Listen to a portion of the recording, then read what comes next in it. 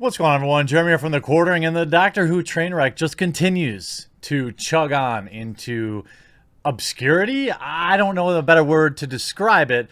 As the show ratings continue to plummet, even though mainstream media continues to try to debunk these claims. Now, I've been on the record of saying that it was not simply introducing a female doctor that led this show down the path that it's on. I don't believe that. I don't believe that people are that fragile.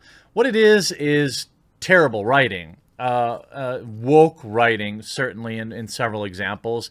But overall, the show is just bad. It's a quick word from this video sponsor, and there isn't an easier one for me to do because this video sponsor is Ridge Wallet. And I've been using mine now for several months. You can see it's still in perfect condition, and I've been loving it.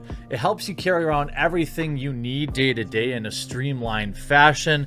They have free shipping so you can get it fast, and there's over 30,000 five-star reviews. Why else would you want to get it? Well, you have the assurance of RFID blocking technology in your wallet. It doesn't bend or fold, and it always looks clean and stylish. Ridge has given me a special promo code where you can pick your Ridge wallet up today and save 10%, support the channel, and support Ridge, and, well, get a sweet new wallet. I can assure you, you'll never go back to your bifold or your trifold again. Now let's get into the video. Now, had you left the old Doctor in place, would the ratings still be declining with this writing? I'd probably say yes, but it's interesting to see the way that several people are trying to spin this. You'll see articles like this: Doctor Who's Season 12 ratings are actually not that bad after all. The season of Doctor Who hasn't been amazing. The opening two-parter Spyfall was a dud, and with some of the following episodes have been very disappointing. However, in the second half of the season, there's been a couple of gems. Imagine saying that about one of the most iconic shows in television history.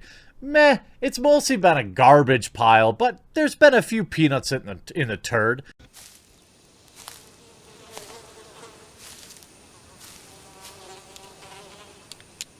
That is one big pile of shit. The Haunting Villa,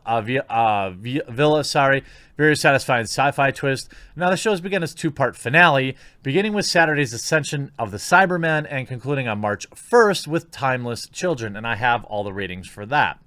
Now, Cosmic Book News has been describing Season 12's rating as abysmal for weeks, and are now saying the show is on, quote, life support. To prove this, they've published a list of viewing figures for the series that appear to indicate massive declines from previous seasons, with Ascension of the Cybermen receiving just 3.71 million viewers, apparently the show's worst rating since 1986, The Mysterious Planet.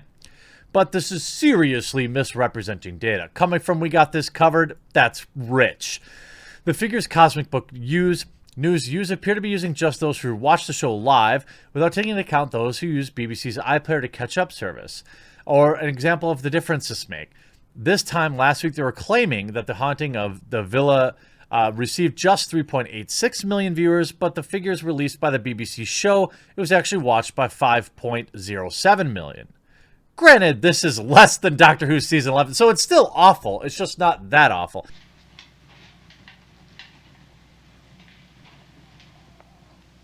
I ain't got nobody, and nobody cares for me. Igor, Frederick. And let's take a look at the numbers that you, in fact, linked to try and debunk that the show is failing. Now, I should show you that this article does, in fact, say there's a new article just yesterday. Doctor Who's ratings over 600,000 viewers avoid season finale in droves. The season finale Doctor Who, which saw a slight uptick in ratings, but the bigger picture is of the fact that viewers in the UK avoided the episode in droves. Sunday's episode of Doctor Who, The Timeless Children, saw just 3.78 million viewers tune in, which was especially troublesome for the BBC is the fact that the shows preceding Doctor Who and following both had a higher amount of viewers in the same range. Prior to Doctor Who saw Country File with 4.4 million, and following Doctor Who saw Antiques Roadshow with 4.41 million. Imagine that. Antiques Roadshow destroying Doctor Who in ratings. Not just a little bit more. It was significantly more. Likewise, the remaining shows For the night, all had similar viewers. The Last Tango in Halifax had 4.17 million, ITV's McDonald and Dodds had 4.38 million, and 10 p.m. BBC News had 4.48 million. So it's like, so we see over 600,000 people turn off Doctor Who. You go and, you know, that's the time. Oh, Doctor Who's on. Time for me to go take that poo.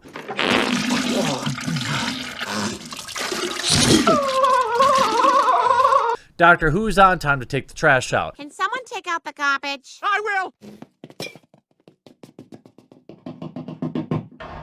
Yeah! Doctor Who's on. Time to take a nap. All these people decided to turn off the TV during that 1 hour span when Doctor Who was on.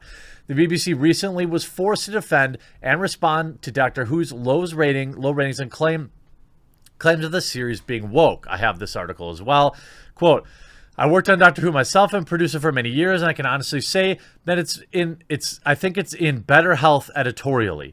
The production values have never been better. Head of BBC Drama, Piers Wagner, recently said in part, I really object when I hear the word woke used in a pejorative way. What does woke really mean? Really? You don't know? You don't have Google? Winger claims that the series is healthy seems to be at odds with the fact that the viewership has declined dramatically, as well as low Rotten Tomatoes audience score at season 12, lowest rated among fans at only 17%.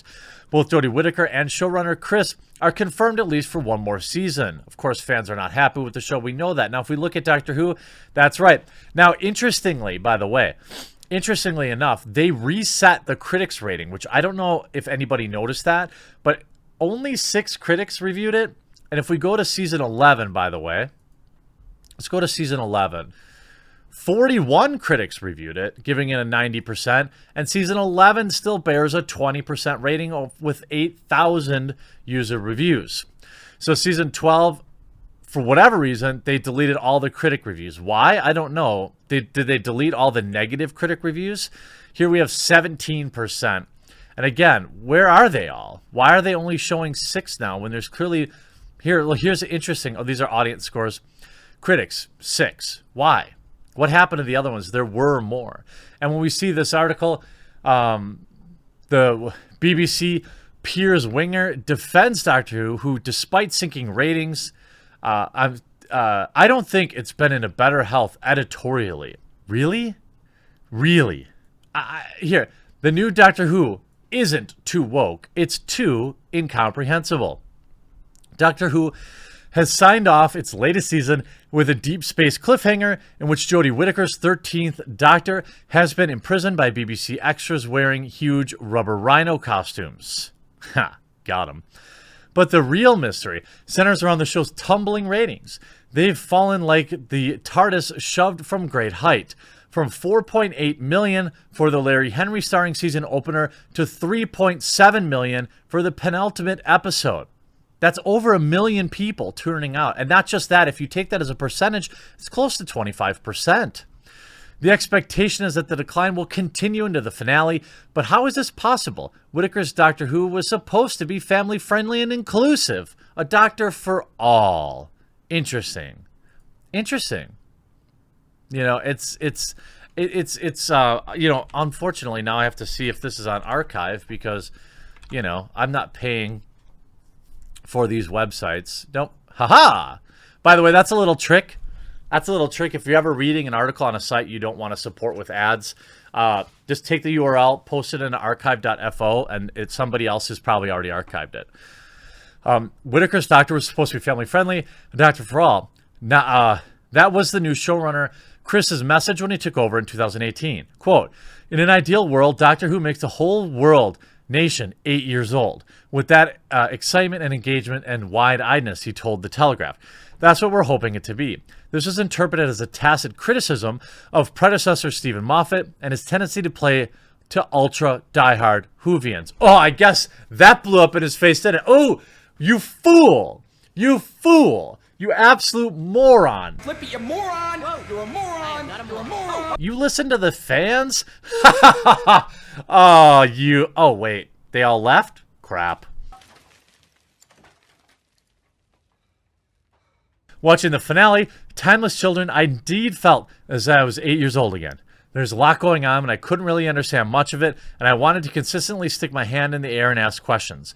After a while, I began to lose interest. If a pal had called around wondering if I was able to kick the ball against a neighbor's car instead, I'd been out like a shot. The lazy theory about Chinball's Who is that its uncanny knack for sending punters fleeing into the night. It's excessively woke. Apparently in 2020, the idea of a female doctor is too much for certain revenue elements of the Who's fan base. No, this is the thing. Making her a female doctor is a questionable decision. You want to know why they're doing this. If they're doing it because, they thought she'd be a better actor or they thought it would open a new fan base, okay, fine, I'll listen to you. But she wasn't better, and it didn't open a new fan base. In fact, it scared everyone away. Then you take into account all the statements that people make about how it's time for a female doctor and all this type of stuff. Then you know that was what was driving their decision. There's a lot of unfolding drama. So basically, poor writing, right? Poor writing. Yes, we don't agree. We don't disagree. But the fact that people don't like this doctor, people don't like a direction of the show is proven by the numbers. We can look at the numbers. Now, we're in 2020. You can see we started the year in October 2018. A Woman Who Fell to Earth. 10.96 million viewers. 10. All right? 9. Dropped a million after the opening episode. Dropped another 500,000, 8.5.